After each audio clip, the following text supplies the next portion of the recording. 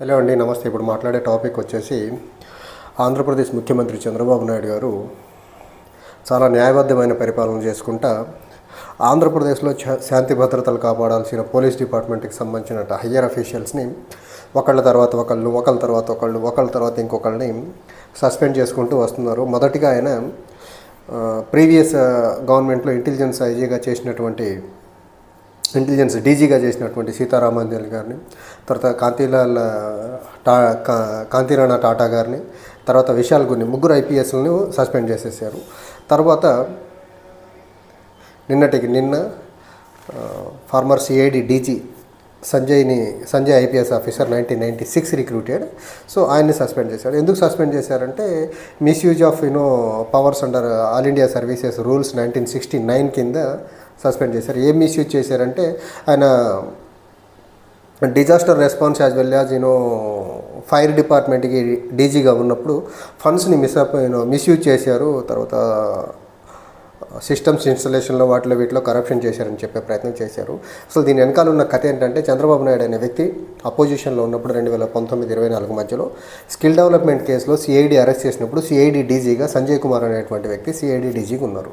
So ఆయన డీజీగా ఉన్నప్పుడు సిఐడికి Chandrababu Naidu arrest అయ్యారు.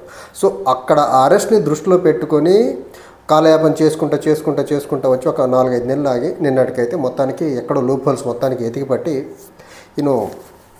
సంజయ్ని అయితే అరెస్ట్ చేయడం అయితే జరిగింది, ఐపీఎస్ సంజయ్ని. సో ఇక్కడ చంద్రబాబు నాయుడు గారు ప్రమాణ స్వీకారం చేసినప్పుడు చెప్పింది ఏంటంటే రాగద్వేషాలకు పోకుండా పగ ప్రతీకారాలు తీర్చుకోకుండా పరిపాలన చేస్తున్నారు రాజ్యాంగం మీద ప్రమాణం చేసి.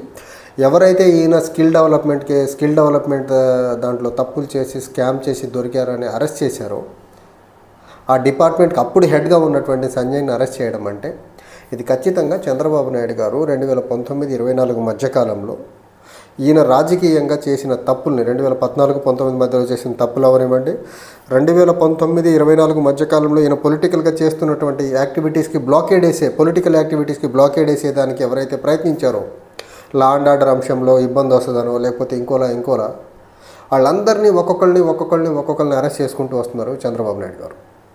అంతకుముందు 3 పేర్లు చెప్పాను నేను, ఇప్పుడు సంజయ్. కానీ ఒక పక్క 3 ఐపీఎస్లను సస్పెండ్ చేసుకుంటూ వస్తే చంద్రబాబు నాయుడు గారు ఆయన సొంత సామాజిక వర్గానికి సంబంధించినటువంటి ఏబి వెంకటేశ్వరరావు అనే వ్యక్తి ఎవరైతే ఉన్నారో 2014-2019 మధ్యకాలంలో ఇంటెలిజెన్స్ డీజీగా ఆయన పనిచేశారు.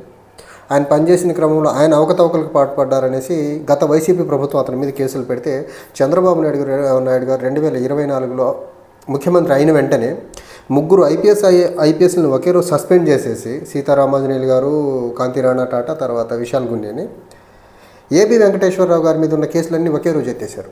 అంటే చంద్రబాబు నాయుడు గారు చాలా క్లియర్గా, చాలా కేటగారికల్గా వాళ్ళ సామాజిక వర్గానికి సంబంధించిన ఐపీఎస్ ఆఫీసర్లు ఎవరైనా ఉంటే వాళ్ళు తప్పులు చేసినా వాళ్ళని చూసి చూడనట్టుంటారు. వాళ్ళ మీద ఏమైనా కేసులు ఉంటే వాళ్ళ మీద కేసులు ఎత్తేస్తారు.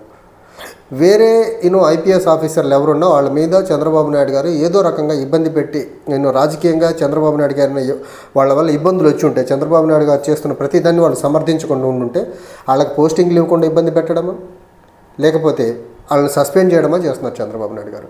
దీన్ని బట్టి చంద్రబాబు నాయుడు గారు చాలా క్లియర్గా రూల్ ఆఫ్ లాని కంప్లీట్గా వైలేట్ చేసి పడదొబ్బుతున్నారు. ఆ ముఖ్యమంత్రి అనే పదవిని అడ్డం పెట్టుకొని తన వ్యక్తిగత కక్షను అయితే తీర్చుకునే ప్రయత్నంలో చాలా బలంగా ముందుకెళ్తున్నారు. అయితే చాలా క్లియర్గా అర్థమవుతుంది. నాకు తెలిసి ఏ రాష్ట్రంలో కూడా ఇంత తక్కువ స్పాన్లో ఐపీఎస్ ఆఫీసర్లకు 4 సస్పెండ్ చేయడం ఎక్కడ చూసి ఉండను, ఒక ఆంధ్రప్రదేశ్లో తప్ప.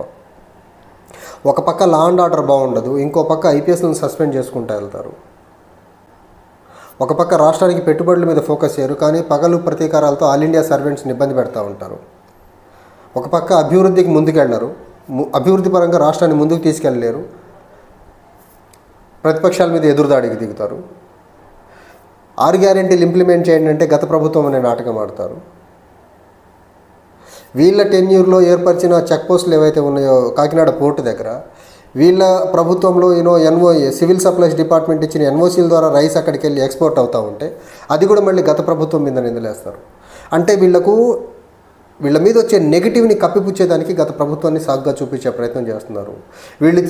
వీళ్ళు పరిపాలించే యాంటీ కాన్స్టిట్యూషనల్ మేనర్ల పరిపాలన ఎక్కడ బయటపడుద్ది అనుకున్న ప్రతిసారి ఏదో రకంగా గత ప్రభుత్వం మీదకి ఏదో ఒక ఎలిగేషన్ వేసేసి ఒక 2-3 రోజులు మీడియా దాని చుట్టూ హైప్ తిప్పే ప్రయత్నం చేస్తారు. ఇప్పుడు సంజయ్ని అరెస్ట్ చేసే ముందు సీజ్ ద షిప్ ఇన్సిడెంట్ గట్టిగా 2 రోజులు చర్చల్లో నడిచింది. ఆ సీజ్ ద షిప్ ఇన్సిడెంట్ జరుగుతున్న క్రమంలో ఏపీఎస్ మీద వేటేసేసారు. అంటే చంద్రబాబు నాయుడు గారు ఒక పని చేసే ముందు దాని వెనకాల ఇంకో మాస్టర్ స్ట్రాటజీ చేసుకుంటారు. ఇప్పుడు ఈయన మీద వెయిట్ వేయాలనుకున్నప్పుడు సీజ్ ద షిప్ అనేశారు. ఇంకో పని చేయాలనుకున్నప్పుడు దానికి ముందు ఇంకోటి ఏదో స్టార్ట్ చేశాడు. మీడియా, రాష్ట్రం, ప్రజల యొక్క అటెన్షన్ మొత్తం ఆ సైడ్ వెళ్ళే క్రమంలో చంద్రబాబు నాయుడు గారు ఏదైతే చేయాలనుకున్నా అది చేసుకుంటూ ముందుకు వెళ్ళిపోతారు.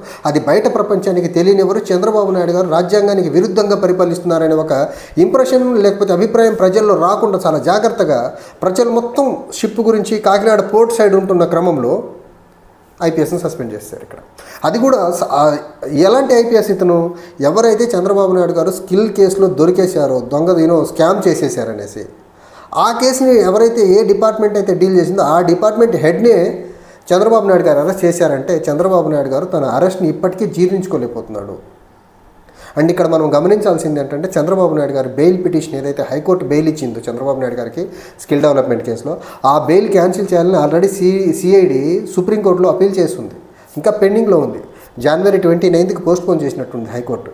సో ఒక బెయిల్ మీద ఉన్న వ్యక్తి, ఒక ఇల్లీగల్ స్కామ్లో దొరికేసిన వ్యక్తి, బెయిల్ మీద బయటకు వచ్చి ముఖ్యమంత్రిగా ఉన్న వ్యక్తి ఈ రకంగా అఫీషియల్స్ని, పర్టికులర్లీ టాప్ ఎండ్ అఫీషియల్స్ని ఇలా టార్గెట్ చేసుకుంటూ వెళ్తున్నాడంటే చంద్రబాబు నాయుడు గారు ఆయన స్కిల్ డెవలప్మెంట్ కేసు అవనివ్వండి, లేకపోతే అతని మీద వేరే కేసులు ఏమున్న అపోజిషన్లో వాటిని ఎవరెవరైతే పెట్టారో, ఎవరెవరైతే చంద్రబాబు నాయుడు గారిని ఆ రోజు అపోజిషన్లో ఉన్నప్పుడు ఎవరైతే ఇబ్బంది పెట్టారని ఆయన ఫీల్ అవుతున్నారో వాళ్ళందరినీ వన్ బై వన్ అందరినీ ఇబ్బంది పెట్టుకుంటూ వెళ్ళే ప్రయత్నం.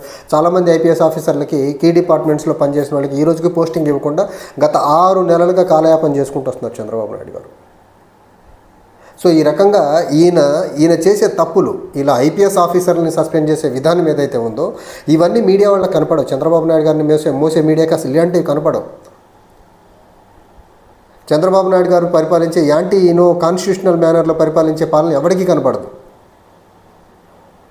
బయటికి మాత్రం చంద్రబాబు నాయుడు గారు అభివృద్ధి ప్రదాత, అభివృద్ధి, ఇన్వెస్ట్మెంట్స్, ఈ రకంగా ఐపీఎస్లను సస్పెండ్ చేసుకుంటా ముందుకెళ్తూ పొద్దునుంచి సాయంత్రం వరకు ఈ కక్షలు తీర్చుకునేదానికే ఉండే చంద్రబాబు నాయుడు గారు అసలు రాష్ట్రాన్ని ఎక్కడ అభివృద్ధి ఎలా చేస్తారనుకుంటున్నారు? 2014-2019 మధ్యకాలంలో కూడా ఇలాంటి పనులే చేశాడు ఈయన. ఆ పార్టీలో ఎమ్మెల్యేలు కొంటాం, ఈ పార్టీలో ఎంపీలను కొంటాం, ఇదే పని. ఇప్పుడు కూడా దానికి భిన్నంగా ఏం లేదు. ఆల్రెడీ 3 వైసీపీ ఎంపీలని, రాజ్యసభ ఎంపీలని రాజీనామా చేయించేసి కొనుక్కున్నాడు వాళ్ళని. ఓ పక్క ఎంపీలని కొంటాం, ఇంకో పక్క ఐపీఎస్లని, ఐఏఎస్లనేమో ఇబ్బంది పెట్టడం, లేకపోతే ఐపీఎస్లను సస్పెండ్ చేయడం, మాట లేకపోతే ఐఏఎస్లను కూడా సస్పెండ్ చేస్తారండి. అందులో సెకండ్ థాట్ అయితే లేదు. చూడండి, 6 నెలలుగా కాలయాపన చేసి ఈ టైంలో కేసు బయటికి తీశారంటే, కేసు పెట్టారంటే నిజంగా అక్కడ సంజయ్ సిఐడి డీజీగా ఉన్నప్పుడు, లేకపోతే ఫైర్ డీజీగా ఉన్నప్పుడు నిజంగా తప్పు జరిగి ఉంటే 6 నెలల్లో కనీసం 4 నెలల ముందు, 3 నెలల ముందు రావాలి కదా, రాలేదు. చూడండి, అంటే చంద్రబాబు నాయుడు గారు చాలా క్లియర్గా ఇది ఫ్యాబ్రికేటెడ్ కేసు అనే దానికి ఎగ్జాంపుల్ ఇది. 6 నెలల వరకు ఏం చేశారు? తప్పు జరుగుంటే ఇమీడియట్గా మీకు తెలియాలి కదా, వచ్చిన వెంటనే 1 నెల, 2 నెలలు, 3 నెలలు తెలియాలి కదా.